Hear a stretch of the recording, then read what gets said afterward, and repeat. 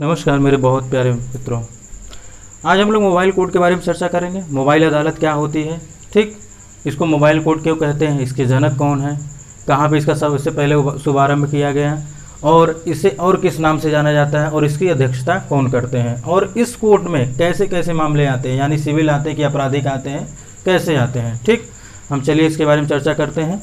सबसे पहले हम लोग ये समझते हैं कि इसका नाम मोबाइल कोर्ट ही क्यों पड़ा, यानी मोबाइल अदालत क्यों पड़ा। मोबाइल अदालत इसलिए पड़ा क्योंकि ये क्या करती थी, जनता के बीच जाती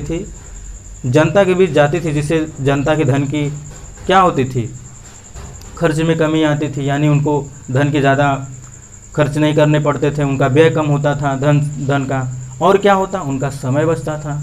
ये दोनों जब बचते थे वो कहीं और लगा सकते थे, कहीं और निवेश करके और भी रिटर्न कर सकते हैं। इस कारण से इसका नाम क्या किया गया, रखा गया, मोबाइल कोर्ट रखा गया। अब प्रश्न आता है इसके जनक कौन थे। इसके जनक भूतपूर्व श्री APJ अब्दुल कलाम जी थे। ठीक, कौन थे, आदरणीय या भूतपूर्व राष्ट्रपति, हमारे भूतपूर्व राष्ट्रपति रह चुके हैं। ये भूतपूर्व राष्ट्रपति श्री APJ अब्दुल कलाम जी रहे हैं। ठीक, अब क्या हुआ कि इसको सबसे पहले कहाँ पे लाया गया, इसका शुभारंभ कहाँ किया गया। प्रश्न ये बनता है, कहीं अगर आप वनडे एग्जामिनेशन दे रहे हैं, कभी कभी कथन कारण में भी पूछा जा सकता है। ठीक, कथन कारण में ये पूछा जा सकता है क्या है ये, यानी कि इसका शुभारंभ कहाँ हुआ था, 2007 हरियाणा के मेवात जिले में इसका सबसे पहले शुभारंभ किया गया। अब ये बसों के अंदर क्या होता था, एकदम ढांचा बना दिया जाता, जैसे कोर्ट का होता है वैसे ही बस के अंदर एक कोर्ट का पूरा ढांचा बना दिया जाता है। और जब बस के अंदर इसकी सुनवाई होती है, इसका बहस होता है, इस कारण से इसको एक और नाम दिया जाता है, एक और संज्ञा दी जाती है, पहियों पर न्याय। पहियों पर न्याय इसकी एक और संज्ञा इसे दी जाती है। और इसके साथ साथ क्या होता है, ये कभी कभी आवश्यकता पड़ने पर खुले मैदानों पर भी लग जाता है, यानी कहा जाता है ना, ये एक जगह स्थायी नहीं रहता है, ये कहीं पर भी आवश्यकता पड़े तो वहाँ पे लग सकता है। यानी एक मोबाइल की तरह आप क्या कर सकते हैं, मोबाइल आप कहीं पर भी यूज कर सकते हैं, कहीं पर भी ले जा सकते हैं। उसी के ही ध्यान दे करके उसी के अनुसार ही इसका नाम मोबाइल कोर्ट रखा गया, ताकि आप इसे कहीं पर भी लगा सकते हैं जहाँ पे आवश्यकता वहाँ पे, चाहे बस के अंदर चाहे बस के बाहर। और बस के अंदर ज़्यादा मैक्सिमम होता है, इस कारण से इसे क्या कहा गया, पहियों पर न्याय कहा गया।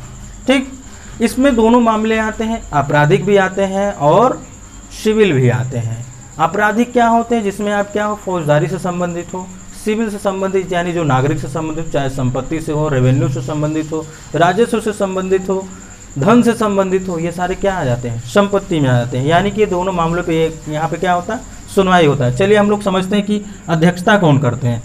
इसकी अध्यक्षता एक है, अधिकारी हैं, या कहा जाए इनको न्यायाधीश हैं, अतिरिक्त सिविल न्यायाधीश, सह अनुमंडल न्यायिक दंडाधिकारी।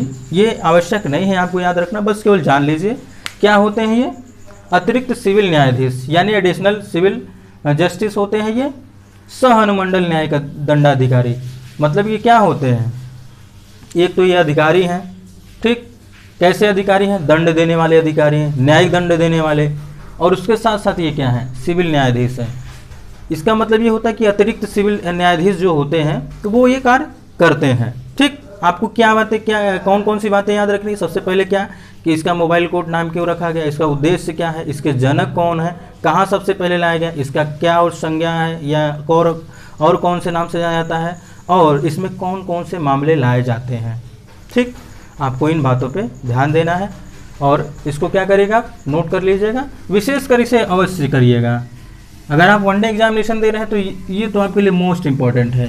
इसमें जो भी फैक्ट बताए गए हैं वो सारे के सारे मोस्ट इम्पॉर्टेंट हैं। आप क्या करिएगा, इसको नोट कर लीजिएगा। अगर आप वनडे एग्जामिनेशन नहीं दे रहे हैं, कोई बड़े एग्जामिनेशन दे रहे हैं जैसे सिविल सर्विसेज अगर दे रहे हैं, तो उसमें कथन कारण के रूप में पूछ लिया जाता है। हम लोग पिछले वीडियो में चर्चा की, उससे भी पहले वीडियोज़ में हम लोग चर्चा की कि कथन प्रश्न का स्वरूप कैसा होता है UPSC के लिए या स्टेट सिविल सर्विसेज के लिए। ठीक है मित्रों, आज के लिए बस इतना ही। हम लोग मिलते हैं नेक्स्ट वीडियो में एक नई टॉपिक के साथ। तब तक के लिए नमस्कार।